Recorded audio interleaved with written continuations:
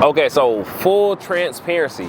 To purchase my Subway franchise and to start any business that I've started in the past, I did not use any of my own money.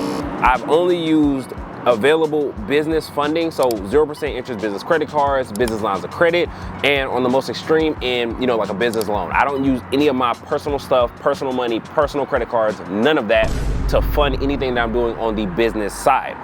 So let's get into it. So the very first thing that I did, if I can kind of track where all this started, I was able to buy a Subway franchise off of 100% none of my own money, was that I got my credit score to about an 830. And at that point, it took me a lot to get there. And that was, making on-time payments, the things that people normally would know. Make on-time payments, don't have a lot of debt on the credit cards, don't get bad debt, all that good stuff. But there's a couple different things that will take you over that 800 threshold that I actually paid to learn. So I'll give it to you for free. So if you have Navy Federal, you should get something called a pledge loan. That is an installment account that is basically a self-secured loan. That will jump your credit about 20 or 30 points, and that's exactly what happened to mine. Once you get it, it'll add it as an installment account on your credit profile, and you'll be able to have a 20 or 30 point boost. So that is just, a little trick for you guys. But what I did first was get my score to a 830. Now, the next thing that I did, and I know there's a lot of people that are gonna be in my comments, or you're watching this video and you're like, I don't have good credit, or I don't know how to get better credit. I have an entrepreneur community. The link is gonna be down below. It's absolutely free for you to join, and we'll see whatever the best possible strategy for you is to either get more credit, better credit, or some business funding on your side so you can start your business. Now, what I did next was create an LLC or create an entity. You cannot get business funding without having an entity. So I created an LLC. It was an S Corp at the time because I was making over $50,000 a year from that business, and I was able to use my personal credit to fund my LLC. So what I used was my personal credit, so my 800 credit score. I personally guaranteed, basically saying I'm going to use my personal credit as kind of like collateral that I will pay you guys back. So I use my personal credit to get the money for the LLC, and I do a whole separate video naming the banks and which exact ones I went to and how much they gave me and all that good stuff. But for this video, I just kind of want to walk you through exactly the steps that I took to go to the point that I was able to go and buy and sign on a Subway franchise. So when creating your LLC, I want you to make sure you don't do these things. So do not put your LLC as a name or in a category that is a restricted industry. Now, I'll put down in the description the list of restricted industries so you can check to see if you're on it. But some of the most common or the most popular are like real estate, credit repair, trucking. You don't want to have anything connected to that either in your name or inside of the code. So you don't want to have like Tommy Wright Logistics, or you don't want to have Tommy Wright Real Estate Group.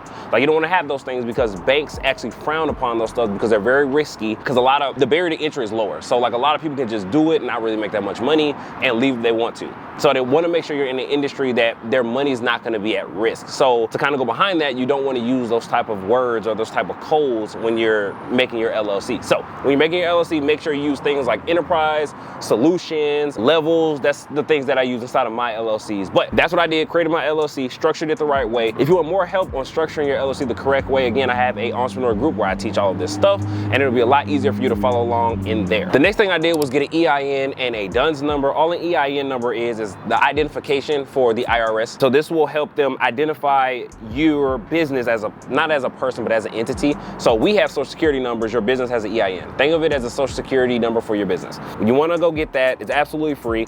And then your DUNS number is also free. You go and get that from Dun & Bradstreet. I'll leave a link down below, so all of this will be easily accessible to you.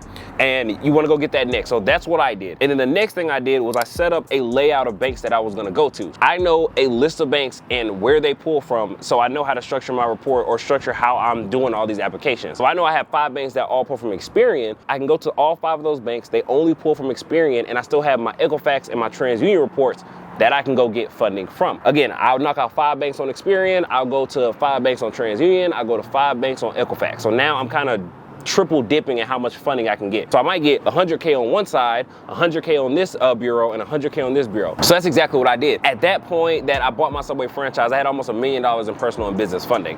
And all I did was then liquidate all of that money off of the credit cards, off of the lines of credit, to then purchase my Subway franchise. And this is all 0% interest, so I did not have to pay everything in full. And once the 0% interest, APR 12-month period ended, all I did was go get another card, balance transfer, and then we're rocking and rolling again. Okay, so how do you liquidate all these business credit cards or these business lines of credit to actually use them as tangible cash? Well, what I did was I used a company called Melio. It's M-E-L-I-O. And what you can do is pretty much pay an invoice. Doesn't really matter who it comes from. Again, for me, it was my mom. I had used her email and all that good stuff, but you'll pay an invoice basically with the card that you're trying to liquidate or turn into cash. So if I got a card from Chase and I want to liquidate that card from Chase, I'm going to pay an invoice to my mom. The money will either go to her or to go into whatever bank account you set up, and then you can use that money for whatever you want. And I did this for every single card that I had. Now the lines of credit are easy. You do that through the bank. You got the cash in your pocket. Everything's cool. But for the credit cards, you got to do that for each credit card. And I was doing it, 15,000 here, 20,000 here, 25,000 here. So I had enough money in my bank account to where franchises will look at me, people will look at me, and I can go and actually make moves on some of the things that I wanted to buy. And then at that point, depending on what you're trying to do, if you're trying to start a business, buy a business, fund a business, you can let that money either sit in an account, let it age for a couple months. So if you have to show bank statements to somebody trying to acquire a business, you can. Or if you're like, hey, I need money now for Airbnb, for trucking, for any of that stuff, then you can just go ahead and plug and play with the cash that you have. So that's how I was able to pretty much buy a Subway franchise without having any of my own money. And again, I'm going to do a more in-depth video about how much I got from, each credit lender, how much I got from each bank, so you guys can get a better picture. But overall, that's what I did. So the first thing I did was got my credit together. We were at about an 831 credit score. If that's not you, that's no problem. You can't run from credit. At some point, you're gonna have to just deal with it or fix it. If you need some assistance with that, again, I'll help you inside of my free entrepreneur group. So go ahead and hit the link down below.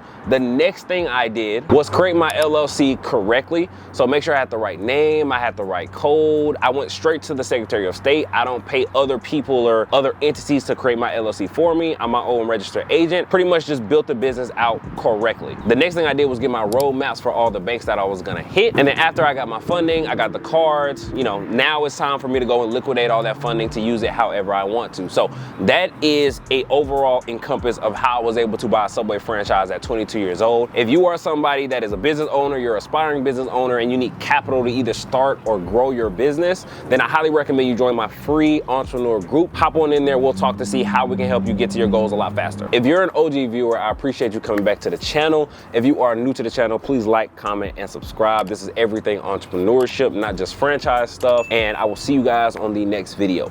Peace.